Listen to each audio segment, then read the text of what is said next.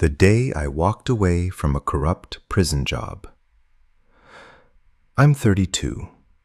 A few months ago, I left my job as a correctional officer. I worked there for about a year and a half. When I first started in 2023, I didn't hate it. It was strict, structured, reminded me of my time in the Army. Clear rules, clear chain of command. I could handle that. Sure, the inmates weren't saints. Sex offenders, dealers, violent offenders. But the job was simple in theory. Keep them safe from each other. Keep staff safe. Respond if something went wrong. Most days were routine. Hand out forms. Escort inmates. Watch for tension. Call backup if needed. But about a year in, something shifted. I've always been observant, maybe too observant. When I walk into a room, I clock the exits, the cameras, the blind spots, patterns in behavior. I don't even do it on purpose anymore. It's just how I'm wired. And that's when I started noticing changes. Subtle at first, then impossible to ignore. Experienced supervisors were suddenly leaving, or getting fired for questionable reasons. They were replaced by people who didn't feel right, people who looked the other way. Contraband started flooding in. Overdoses became common. And inside a prison, there are only two realistic ways that happens: male or staff. Male is heavily screened. Staff? Not always.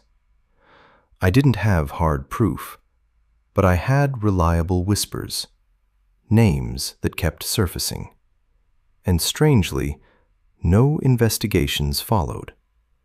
There were rumors of staff trading favors, inmates getting special treatment, promotions handed out for the wrong reasons. Meanwhile, assaults on officers increased.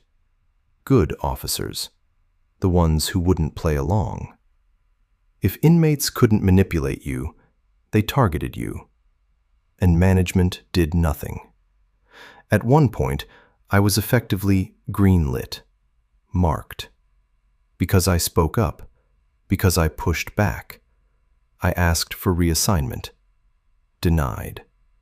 I refused certain posts for safety reasons. Threatened with termination. Filed a grievance. Ignored. That's when I knew. This wasn't just dysfunction, it was rot. Then came inmate deaths. More than one. That was it for me. I have a family.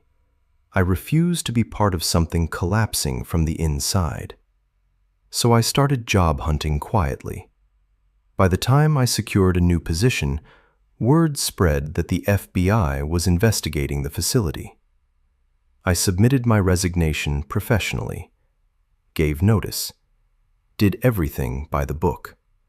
But on my final day, I did one last thing. I scheduled an email.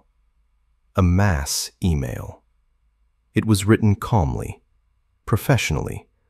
No insults, no emotional ranting. Just facts, concerns, and accountability. I described how the culture had deteriorated, how corruption was being ignored, how staff safety was no longer a priority despite the claims, and how I refused to be complicit. I encouraged anyone who still cared about integrity to protect themselves, to consider leaving, to demand better. I scheduled it for shift change, maximum visibility, minimum ability to suppress it.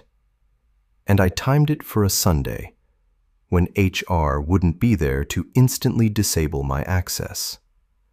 Then I walked out and didn't look back. A few months later, I ran into a former coworker. She told me the email spread fast. People read it, talked about it. Some of the decent staff, the ones already doubting things, started applying elsewhere. Others were terminated for corruption or incompetence. I don't know every detail of what followed, but I know this: it shook the place. And I don't regret it. To those who might doubt the story, I understand. It sounds extreme. But prisons can be extreme environments. If I came off overly tactical or dramatic, that wasn't the intention. I've lived through things that wired me to stay alert. A therapist once told me that constant scanning might be tied to past trauma.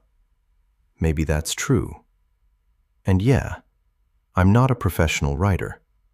I'm just someone who needed to tell this story. I didn't burn the building down. I didn't scream. I didn't make a scene. I simply refused to stay silent. And sometimes, that's enough.